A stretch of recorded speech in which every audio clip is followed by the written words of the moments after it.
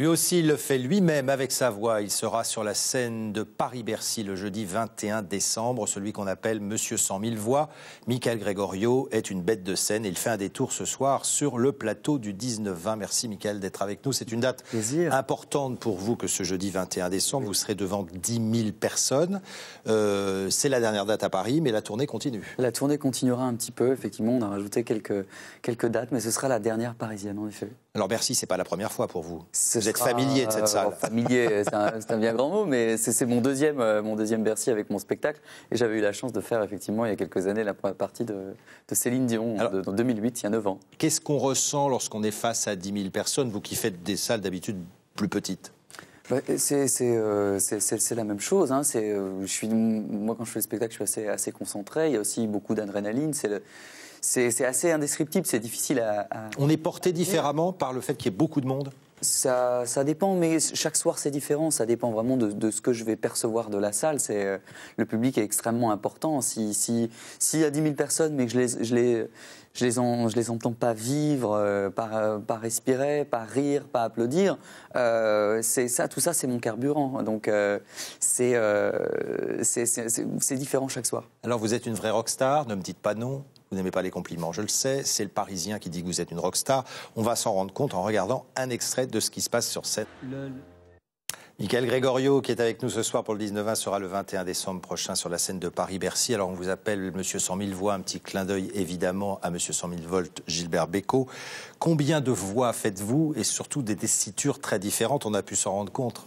Moi je dis tout le temps que j'ai qu'une seule voix, c'est la mienne, effectivement. J'essaye de faire croire que j'ai la voix d'un tel ou d'un tel, mais en réalité, je l'ai jamais. Et parfois même, dans le travail, je me suis rendu compte que valait mieux s'éloigner de l'original, s'éloigner du réel, pour essayer de mieux le retrouver. Parce que quand on veut reproduire, au final, on se trompe à chaque fois. Vaut mieux essayer de retrouver des émotions, des petites choses qui font penser à tel ou tel personnage, à tel ou tel artiste.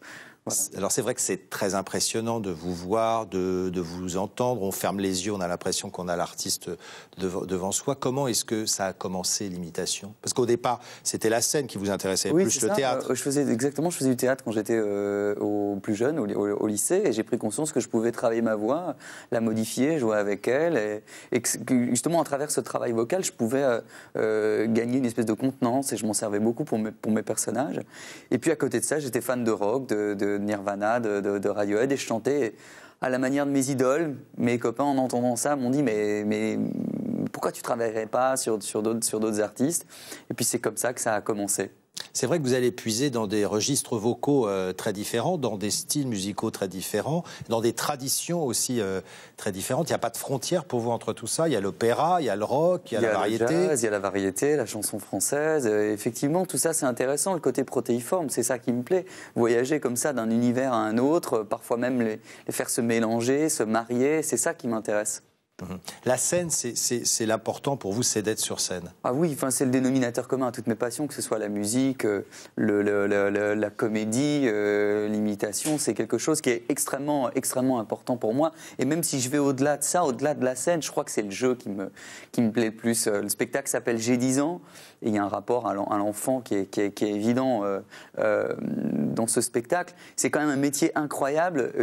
Je dis pas que je vais travailler, je dis que je vais jouer. Quelle chance de pouvoir dire ça. Alors Bercy, évidemment, c'est impressionnant parce qu'il y a du monde, parce que c'est grand, parce que ce sont les plus grands qui font Bercy. Mais pour vous, le fait d'aller à la rencontre des Français, et je le dis, vous êtes en tournée, vous allez partout. Ah oui, bien sûr. Oui, hier soir, j'étais au Mans. Cette semaine, je serai à Strasbourg, à Metz.